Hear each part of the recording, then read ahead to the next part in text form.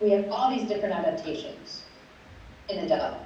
So for children who have communication and language delays, those who don't speak very clearly, those who have cognitive delays, which can be different forms of, affecting their brains so that they are either taking more time or need some kinds of adaptations.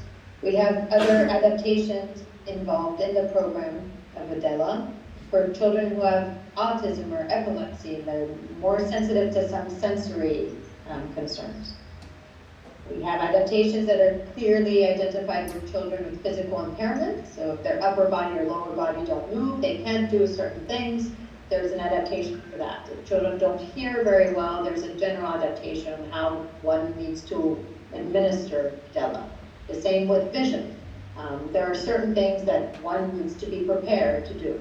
So for example, the materials that you saw earlier, if a child cannot see, they can feel beans that they're going to be using for counting, but they won't be able to see the cow for a puzzle, right? Because it's a flat 3D image.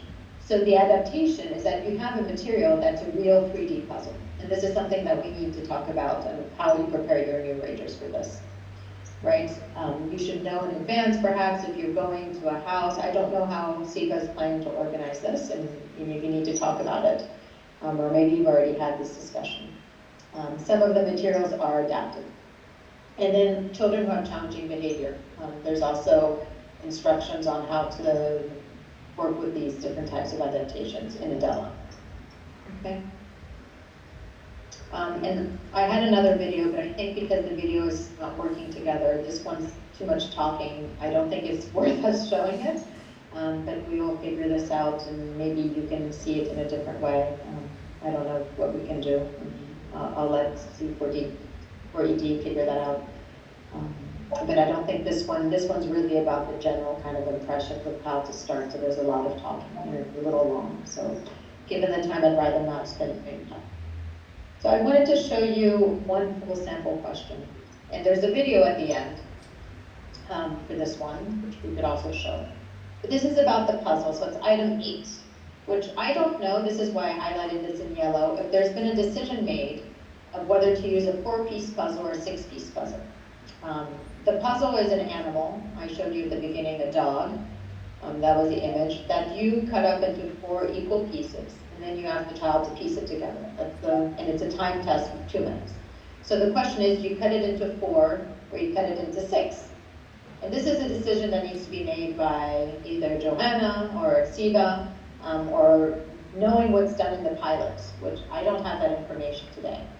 But the guidance for Adela says, for younger children, you use 4 pieces, and for the older children, you use 6 pieces. Or for children who never see puzzles, which can be a 6-year-old in a remote area where they don't have puzzles, then you would choose the simple 4-piece puzzle. That's if they've never seen a puzzle before. Do you have an idea of what you think would work?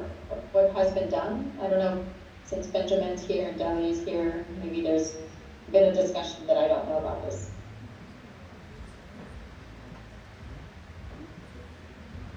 So I think most of us don't know how to use puzzles.